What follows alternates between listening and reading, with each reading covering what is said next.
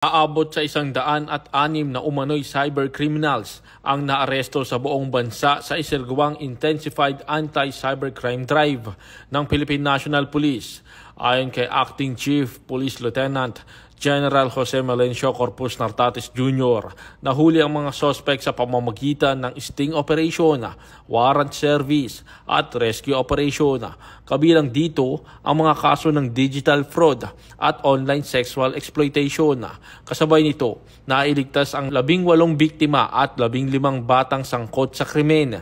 Inihayag rin ng PNP Anti-Cybercrime Group na nakapagsampa sila ng 188 kaso ngayong Nobyembre at nagsagawa ng 77 cyber warrants. Pinayuhan ni Acting Chief PNP Police Lieutenant General Jose Melencio Nartates Jr.